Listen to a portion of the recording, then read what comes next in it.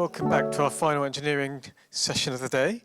So we've got Cristiano next. He's passionate about testing, automation, and delivery process improvement.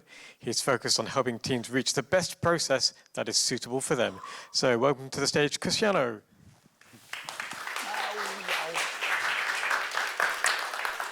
Thank you. Welcome, everyone. I'm really excited to be here. It's funny that the alignment of the talks already has made this possible, because Kat was just talking about platform engineering. This experience will be my experience when I transit into a platform engineering team as a tester. So first of all, let me introduce myself. I will say that I've always been a tester, but I started as a developer. I evolved into a tester role. And I always loved automation, so I always strive for automation. And I love the software delivery lifecycle and everything that we can do to deliver things better. Actually, I work at X-Ray, a test management tool that is a plugin on Jira, and I'm a solution architect and test advocate there. But let me start to bring you a little bit of the context of how things have happened and how the hell an automation engineer was invited into a platform team. So like I said, I was responsible for an automation team, aka a team, where we have built a custom framework that were used by all of the other development teams. Our elements were divided into those teams and helping into using this framework everywhere. So we did it all. We have a pipeline, we have Selenium running, we have all the reporting being done, everyone was using it. We even reached a level where we were able to write one test that worked in mobile and in the web browser. That were what we were aiming at the time. So everything was going good. We are doing wonderful things. It was the happiest time on my career. But we also had an operations team. And this operations team, as you can see by the picture, were more of a firefighter team, because they were just reacting to tickets. And when you have a big backlog of tickets that are all urgent, nothing is urgent. So they were just picking up the next tickets, solving things. They were also responsible to releasing or deploying things into production, and also being responsible of everything that needed to be installed, either in development environments and in production. So they have huge problems of automation. They do a lot of manual things. They have some scripting, but they are not using source control. So they are putting scripts in machines, and then everything starts to be in the machine one. I have the John script 1, then I have the John script 1 backup and the ultimate backup in another machine. And they all change the script to do a little bit more. But then when we want to use the script that does the real things, we are not able to do it. And this team is getting into a burnout state, because they are always receiving complaints. They don't receive anything else. They are just receiving complaints and complaints and complaints. And on top of it, the company was evolving. So we have, before we had two monoliths, two big projects that every team were working on, and they were shifting into microservices. I'm not going to go into that choice, but it was what it was. We had a handful of teams, then we switched to Agile teams. We were just running VMs in Azure, and that was it. But now we wanted to introduce Kubernetes in order to have other ways of doing things, and we were also going to go multi-region. So we have to have that ability to deploy all of the things automatically. But manual deployments were there, and oh God, here comes another deployment. Please don't do it on Friday. But we evolved also into CI still. We didn't manage to have CD and automated deployments-ish. So it was not yet that, but we're getting into it. But all of this just made the operations team to get farther and farther away from the development teams. They were just like we saw on the last talk, a wall between everything, because the Agile teams have every other role within it that work, but operations was not one of those. So we were at a time where we started hearing about DevOps. And it was more dramatic if I click it at the right time.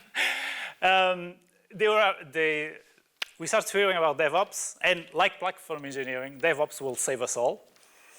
And upper management immediately created a DevOps team. And it kills me every day that I hear this, because DevOps is not a team. It's never a team.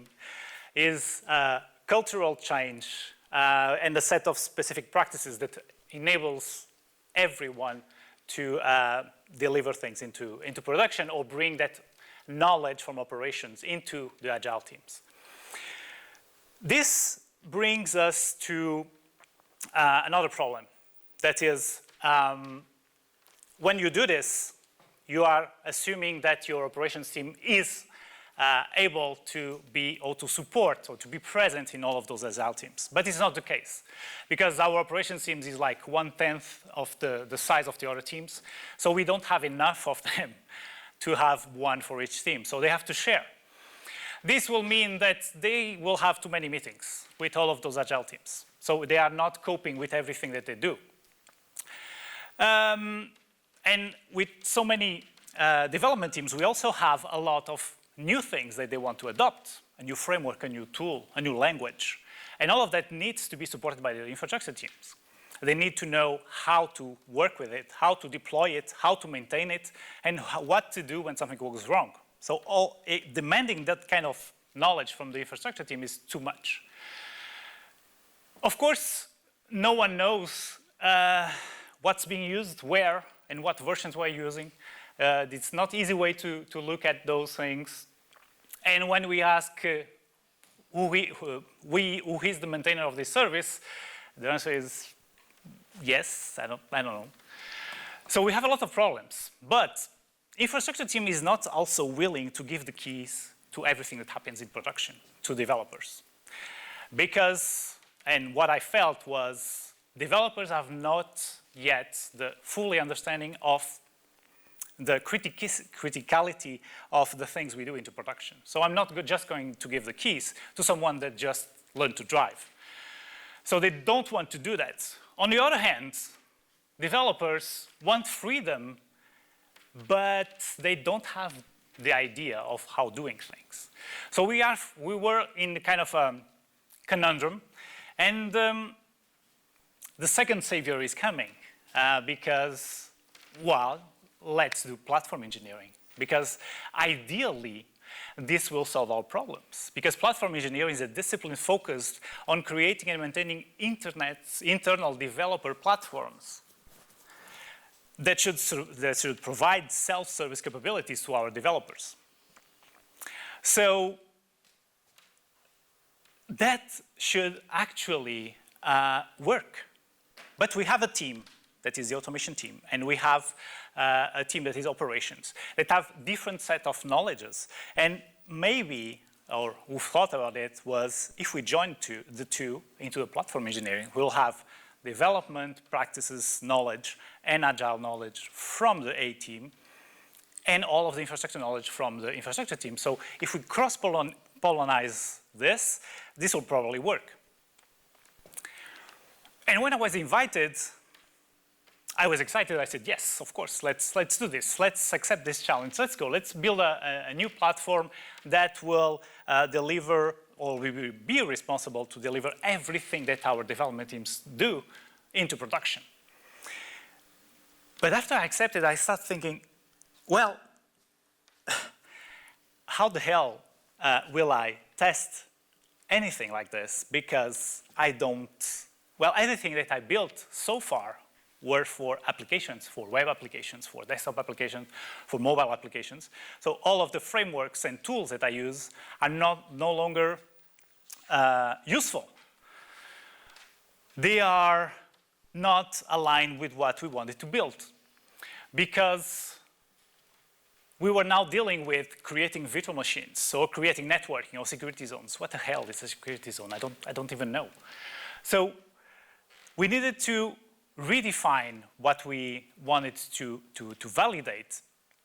And we started asking ourselves, how can a tester help into building a platform that is actually going to serve everyone within the development of our company?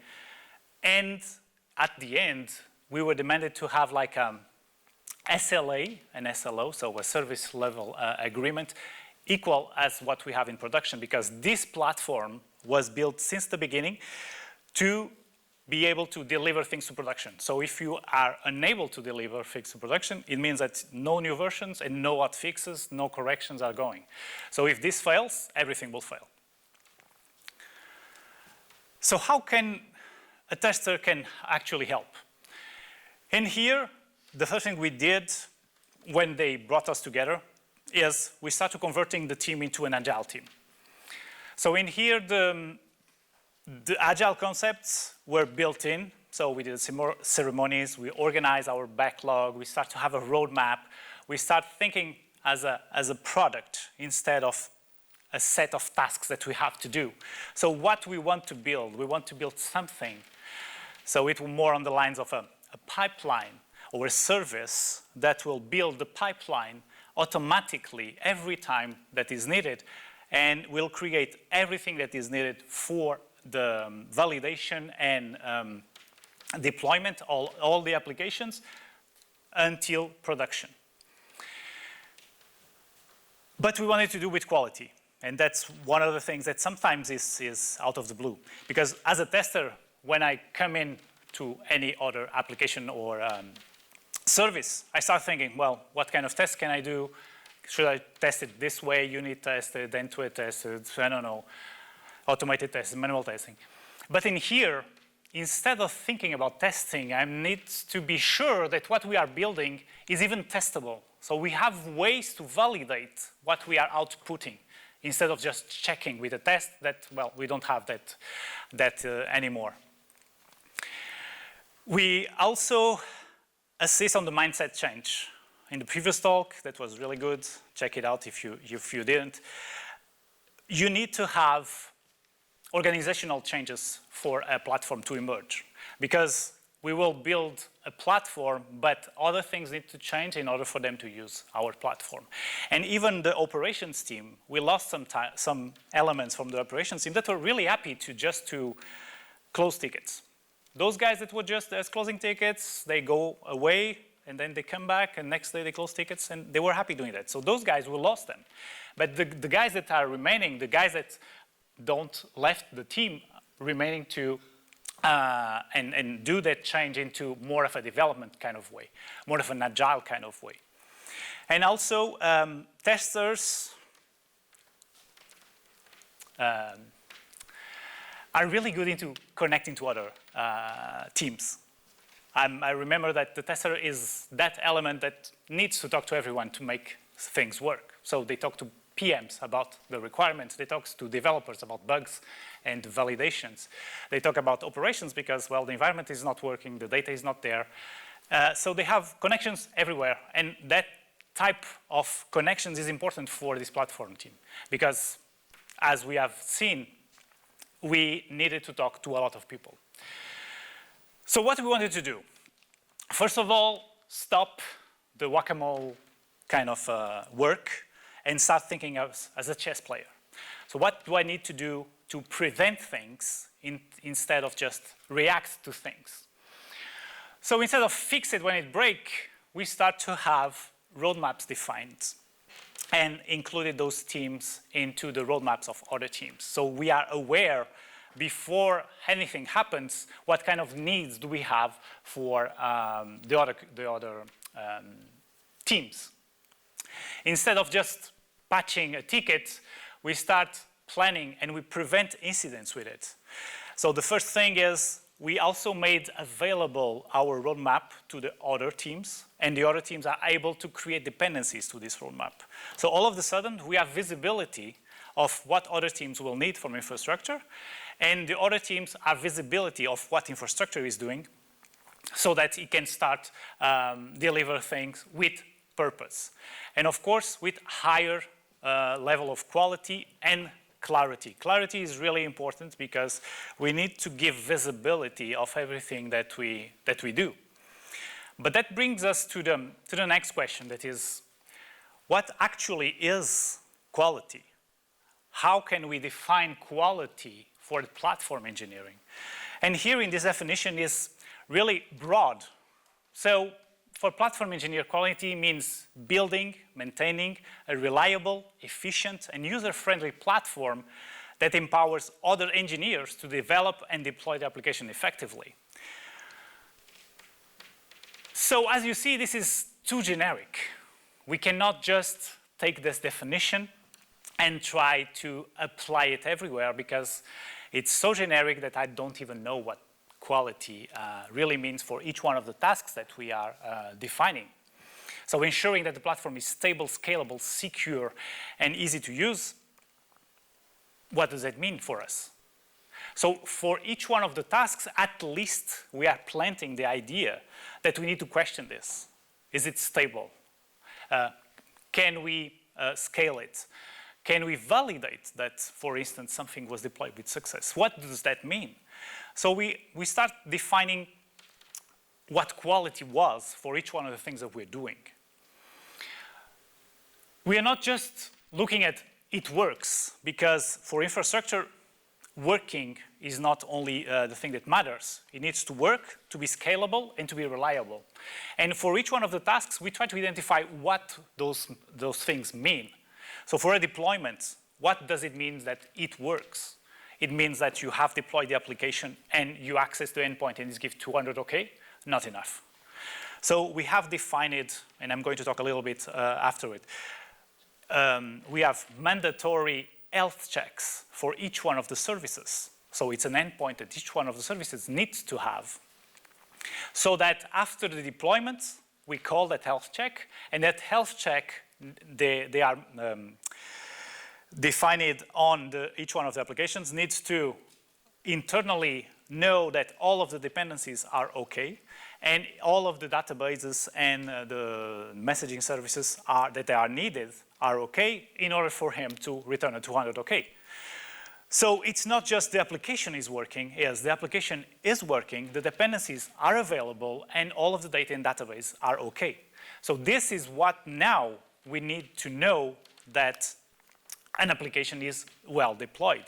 Because imagine we are going to, one of the services that the platform is going to do is be able, through a call to an API, to create an environment with all of the services that we have. And we have more than 100 services with a huge database that needs to be created, populated, and made available for any request that we have. And we wanted to use that in the pipeline also.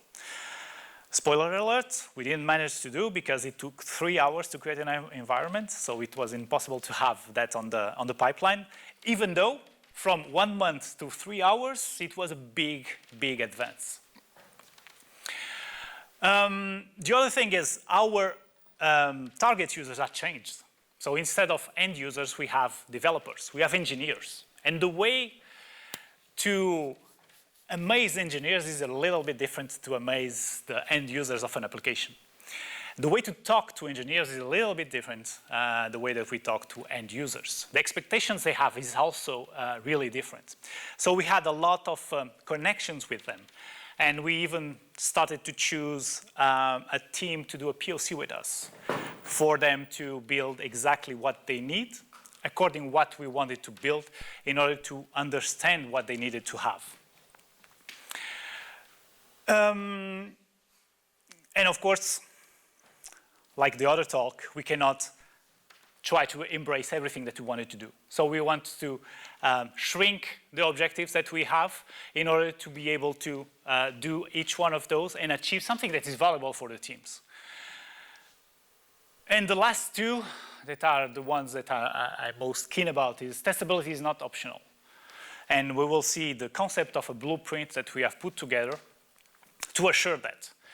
And also infuse standards. So having a platform is also a way Well, the platform plus a base image that we have created for Kubernetes. That is a base image that will be used by everyone in the company to install those services, where we have infused all of the logging, monitoring, and security patches that needed to do. So by using that base image, they automatically use that. The other thing is, using the platform, we are creating a safety net around everything that is infrastructure, controlled by the platform, so that our developers can play around and ask for this and that and the other things, and a VM, a security zone, install this there, create a database, whatever. But if that doesn't make sense, if that service is not to be installed on that security zone, then that will fail. So all of those safety nets are built in within those the platform.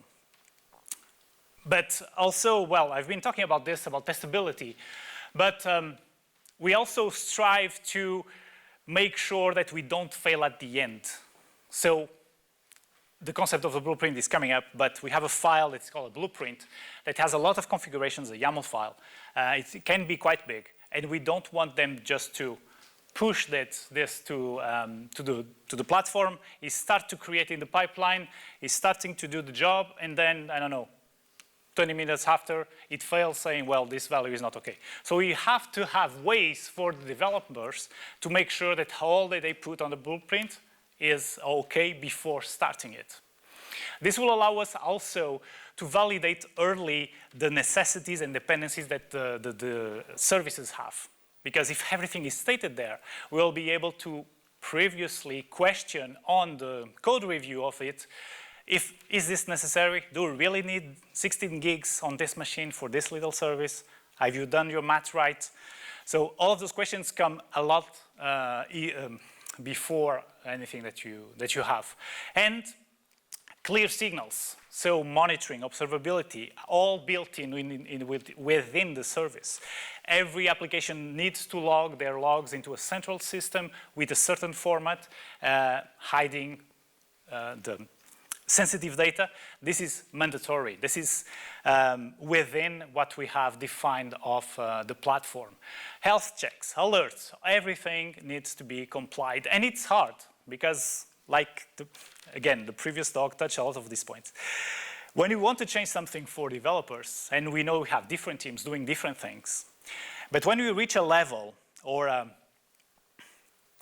a size that, well, we are not playing to services anymore. We are regulated with GDPR. We have security issues that needs to be solved. We need to make sure that this and this service only are installed on these security zones because they cannot speak to others because they are dealing with sensitive information. We wanted to have this multi-region, so we need to replicate this into different regions for our clients to have their closest installation being used to make sure that the performance is enough. But all of this needs to be synchronized because if they move around the world, everything needs to be there. So all of this needs to be aligned. We need to have a notion of what's happening everywhere in production and within the development also. So we need to rebuild the toolbox. I'm going to, well, the big change in terms of process was starting to use Agile ceremonies within it. So now we have a team, platform team that is building a product that has a roadmap. Of course, a percentage of the roadmap is to closing tickets because we cannot stop the shop. We need to continue to close the tickets. This also served for my teammates from the automation team to shadow the infrastructure engineers into closing tickets of infrastructure to learn on the job what is supposed to happen. Learn how to create a VM, how to create a security zone, what it does, finally, knowing what is the security zone.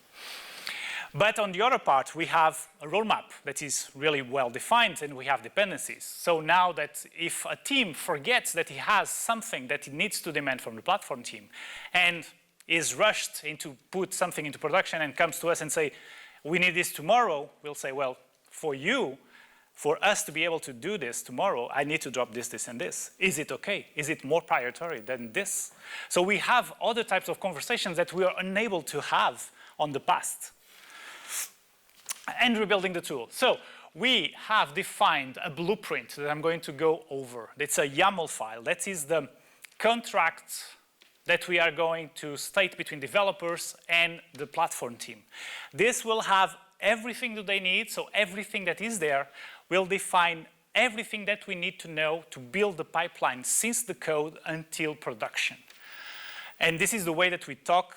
This is the way to bring visibility over things. And I think it's the most,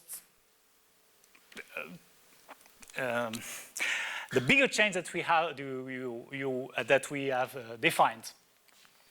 We have the done definition also defined. We have automated the pipeline. We are doing exploratory infra testing. So it's those manual tests that sometimes we don't have automations that will allow us to do those validations. So when we are creating 10 VMs, we just go there and validate that those 10 VMs are there. And we have an onboarding process for technology. This is to stop to have that nonsense of adoption of new technologies that doesn't make sense. And I'm going to go over it real soon. So the biggest change for all of the teams is this definition. We call it the blueprint. So this is what we have put together so that our developers state exactly what they need in terms of infrastructure, services, dependencies, in a single file so that we have all the information we need to build the entire pipeline since code until production. In here, as you can see, we have everything since the version. We know which platform it is because we divided our applications into different platforms with different boundaries. So this is marketing digital, and the name of the application is an affiliate service. We have the description. We have the maintainers there. So this is really important for that question that is always coming up of who is responsible, who are the maintainers of this service.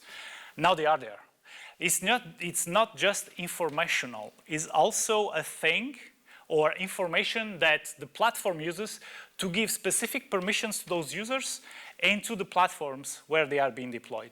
This means that these maintainers have permissions in production to access those services because they are there and they were approved. We know which product type it is, if it's a service or other thing. We know what tech type do it use. This is all information used by the platform to create an environment where that application will run. We know that it will need to install a .NET Core. We know where the project is to check out the data, compile it, run the unit tests. We know each one of the dependencies the service has. So each service needed to define what are the dependencies. This particular one has Kafka dependencies. So we know beforehand that either we're going to create a new Kafka for them or we're just going to add topics for them. So depending on what they are doing, infrastructure will do this automatically. Another thing is they have a SQL server also needed with a database called SVC AFF. So with this data, we will create a SQL server with that database there. And if needed, if they have the need of initial starting up of data, that will be there also. The other thing is security context. It is there here now. So we can, each one of the services state what is their security context. This will let us know if we have to put this in a specific security zone or not. And it will divide this deployment into different things. And of course, we have where it's going to be, this is just a part, we have the rest of it, but the environment specific will tell you where to deploy it. This will be deployed in production. We have different data centers. This one will be on that one. The domain created will be that one. And of course, the scale will be defined there with a min, max instance, just to have the ability to grow and shrink in terms of Kubernetes. This was huge. This gives us a lot of headaches because, first of all, not all of the teams wanted to put this way. It's a overload of work. We need to extract all of that information. I don't know some of those things, so I need to consult other people. But once we have this, not only it allows the platform to automate everything, but it also, now that is together with the service on source control, versioned, we know who has touched it, we know how many, the question, one simple question that is, we have this database that is bottlenecked now because something is doing too much requests on it, but we don't know which services are using it. With the simple consulting this, all of the blueprints of all of the service, I can extract all of the services that are using the database. Automatically, I know which one of the services are there, or who had the maintainers, or who is using that. So the clarity that this has brought and the level of conversation that this kind of file has brought is also really important. And be aware that we didn't do everything at once. We wrote everything at once, but some of the things were just placeholders for a moment in time. So we were implementing some of the things. The dependencies, for instance, were not there yet at the beginning. So it has been built bit by bit as we were able to do. And this has led to a lot of conversations with our clients that are the developers.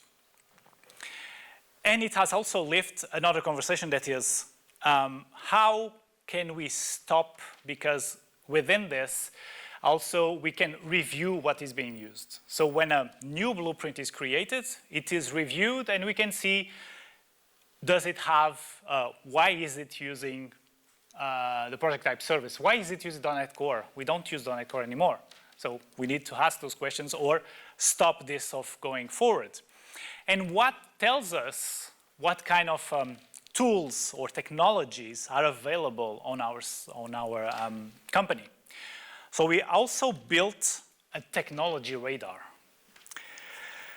And it's not just the technology radar, it's also the process of adopting new tools that we have defined. In here is just a visual way of showing what each one of the tools that we have. This is actually an example for Zalando, but it's open source, so if you want, you can take that exactly as it is, and then we take it and we adjust it to our needs. But in here, it was almost the same. What you can see is from different areas, you have the technologies that are in use. So the technologies in use are the ones that you can use, so they are approved to be used. And when I mean approved is that the technology is able to generate the logs that we expect, is able to generate all of the signals that we expect, is approved because it has already a version that it's not a beta version, it's an official version, is not a version, is a software that is maintained, so it has new versions for a while. It's not something that is, the latest version is from 5 years ago.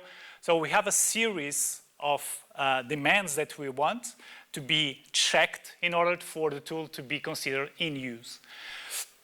And the process defined, when you want to create a new functionality, a new project, a new service, and you need something from the technology, you come to the technology radar that is available. Everyone can come here. And you go and see if you have the technology that is already approved, all of those in use, that you can use for your project. If not, you can submit one for assessment.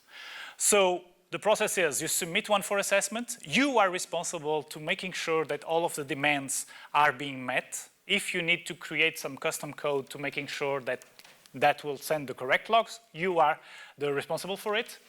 And it is under assessment for some time. And then it can go into trial. So you can suggest that technology to go into a trial mode with one team. So one team will use that in their developments and prove us that it's really a tool that is doing something that we don't have other tools doing it, and that it's able to do everything up to the standards that we have. If it's approved after trial, it's go to in use. Of course, in trial or in assessment can go to on hold. That are those tools that either we are decommissioning, so we don't want to use anymore, and we have a period to have them on hold, or they are the ones that we don't want to use at all. So they are not advised to be used. This has generated, for this to happen, for this process to happen, we have created a kind of committee. I don't know if it exists in English. So a set of persons that is responsible of reviewing this process, is responsible of having monthly meetings. We define it monthly. It can work as you wish, to review what is here, to review new tools that are being suggested, and also to have this information uploaded and precise for our users. This also means that this is available everywhere. So even our marketing people is able to now go here and create those slides where look at all of the technology we use with all of the logos. It's just taking it from here. It's always updated. It's always there. And this will directly influence what we are supporting on the platform. So if it's not in use, the platform will be unable to deploy it or use that technology. So everything needs to pass from here. And this is another struggle. If, going back to the last talk, if this was not supported by upper management, it will be really, really hard to impose the technology radar, because we have a lot of feedback that, well, we need to use whatever we want because we are the artists crafting our things here on development. So imagine if you limit Michelangelo with one straw and two colors, have it painted the Sistine Chapel. But again, we are not painting the chapel. We are building something for a company that is bound by limitations or regulatory constraints that needs to be comply, or else we will be fined. So all good to have your imagination working, but you need to comply with the processes that are in the company. Otherwise, there are other companies out there. So it's also important to pass this information not as limitation, but as an opportunity to contribute to it. Because this is not just saying no to everything, it's saying no to things that doesn't make sense. Either because we already have it in one of the other tools, or because it doesn't make sense, it doesn't comply with the standards that we expect. So, lessons in quality that I have from this journey.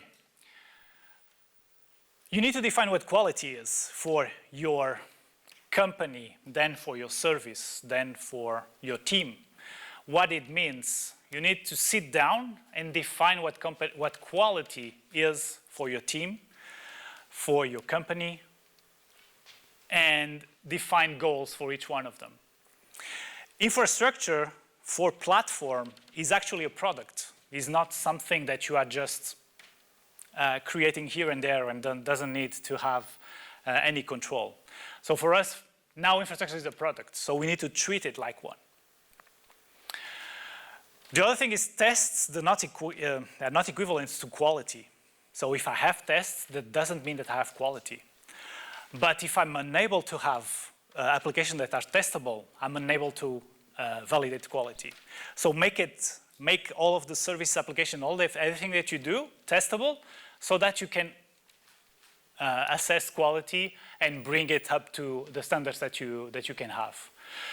And of course, quality is a team game. It's a collaboration. It's not the tester that is the one that has to have the ownership of quality. Quality needs to be built in everything that we do. And well, waterfalls, of course, are for Ikes. We prefer agile teams. They are adjusting. They are teams that can do a lot more than just waiting 3 months to put something out there. And early involvement. It's true for testers, it's true for operations, it's true for everyone. So if you involve teams earlier in the process and make them aware of what's coming, they can be prepared to either warn you that it will not be feasible for them at that timeline, or that you have a security issue, or something is not right beforehand. Then when you reach the end, if you don't do this, at the end, it will be ticket after ticket with urgency and priority, and everyone will be sad. So what do you need to thrive into platform teams? You need to be curious about the platform, like we were. We didn't know anything about VMs and networks and Kubernetes and how to deploy this and services and all of that. So don't be afraid to be the stupid in the room. So ask questions, even if they are stupid. I don't believe we have stupid questions, but ask questions. Try to understand how things work. Try to make it into your mind, or make it as it makes sense into your mind. Learn the lingo, because when we reach them and they were talking about yak, yeah, what? Infrastructure as code, oh, okay, now it makes sense. So for you to be able to communicate with all of the persons that you want to collaborate, try to learn the lingo. And more than learning the lingo, learn what it means and what really are each one of those things. Pair with engineers. This is a big one, especially for platform. Our clients are engineers. So we need to pair with them. We need to understand what are the needs, what are the difficulties, what are the challenges. And they have a lot of challenges and difficulties. And it's all blame of the platform, be aware.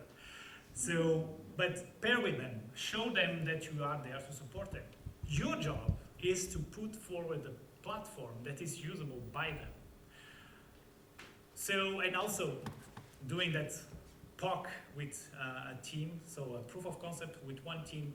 Sometimes if my boss or my mom says, oh, this is better for you, and she doesn't know what she's talking about. But if my friend says, oh, this is really good, I'm going to try it.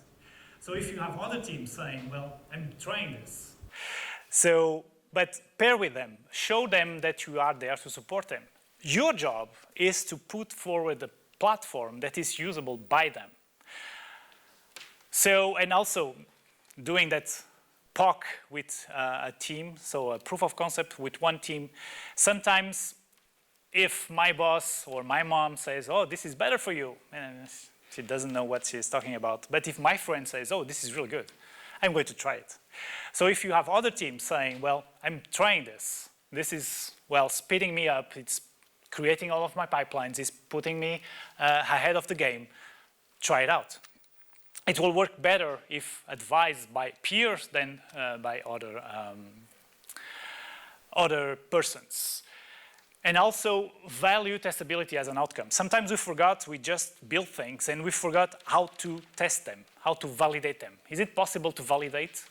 If it's not, is it the best thing that we are doing? If we cannot even validate that it's correct, or that it is okay, or that it is running? Is it worth to put something that we wish is okay? Probably not. So my last slide is, we build for builders. So let's build it right. And quality is everyone's job. And with this, I end my, I have time for questions. I end my presentation. I hope you liked it. This was a shared journey that we did. Not applicable to everything, not applicable to everyone. Something is really contextualized specifically to what I experience or have. But nevertheless, I hope you enjoy it.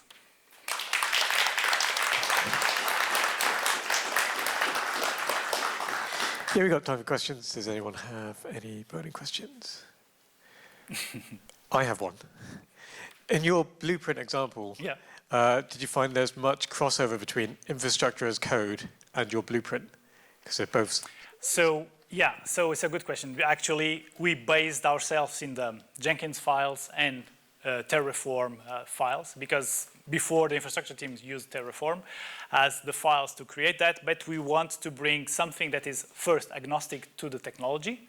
So we built something over it and being able to customize a little bit to add information, meta information that is valuable for us. So we created a blueprint that is agnostic to the technology. So if we want to change Terraform for other things below, we can, because this is ours, the blueprint is ours. Or if we want to change how we build something, we just change it without touching the blueprints. That's what was the purpose also. Yeah, because our infrastructure as code looks really long. Yeah, and we want to abstract some of those details to the developers that don't care that much. Cool. Yes, we have a question. Thank you so much for this. So during the slides, you mentioned about the the service level agreements. So my question is, did you mean these all are the contracts? And how often do you test it? What's the need of it, basically? So sorry if I made you thinking the wrong things. So service level agreements are agreements that we have with production, let's say, with some production environments where we say that we need, we first defined a service level objective, where we define that this platform or this service needs to be up 99% of the time. This is an objective. And then we define an agreement that is, if it is 99% of the time up up and running, it's okay. But if in 5 hours, when it's down, if in 5 hours it's not up, you will be penalty. So this is the kind of agreement that I'm talking about. The same that we have in production, so the same demands that we have in production, we had it transmitted to the platform. Okay, so you meant testability during the downtime? Yeah, okay. Agreements on downtime and stability, yes. Thank you. Even though with the emerging, growing of services, we have contract testing defined and some mocking and things like that. Yes, because all of the services communicate between them. We made sure, if you were in the morning also talking about monoliths to microservices in this room also, he was talking about how can I define my boundary to extract my microservices. So we did that study and we made sure, or we tried to make sure, that that service can be tested in isolation. So with mocks of other services or other dependencies, and making sure that when we go into microservices and APIs, that we have several contracts that are needed to be tested between each one of them, because one service, not being dependent on the other one, needs to be aware that the next time it will use, the contract will be the same. Cool. Yeah, we have a question. Thank you. I would have a question regarding your mapping of technologies which are in use, in trials, and fading out. What's your take on that? What's the process behind it? Who can bring it up? What the trials actually encompass? And have you had any experience with the conflict between the development teams, for example, and platform team regarding which technology should be used? And how was that tackled? Hell yeah. Yeah, we have a process that is, well, everyone can bring a new technology up to the board. So we have a board that is composed by more senior elements of the team. So we have architects. The way that the company was at the time, that was we have vertical teams that are responsible for each one of the services. Each, 2 or 3 vertical teams have an architect assigned to him. And those architects will help them define the architecture of the services and everything, have some knowledge of each one of the teams, and are part of the meeting that approves everything and meets once a month. So the process is, any team, usually is a team, is not an individual, but any team can put forward a new tool that they want, a new technology they want to use. With the proper justification, of course, not just because it's cool and it's just getting out. To justify with a use case, it's been considered by that meeting, and on that meeting they define if it's worth to go forward or not. So this is we have infrastructure engineers, more senior ones. We have the architects, and we have I don't remember the other name, but we have other guys there also, more upper level management, that also look at, well, prices and things like that, because some things are pricey. And within that meeting, they decide either if they are going to trial it. Trial it means let's choose a team where we're going to put this into their use case and use it, or if it's worth that much. But the team that is bringing that up needs to make sure that it's up at least for the standards. So what we have defined, it can generate the right logs, it can put out the right alerts. So if that is not okay, they need at least small investments to do, to assure that this is okay, for that to go to the next level.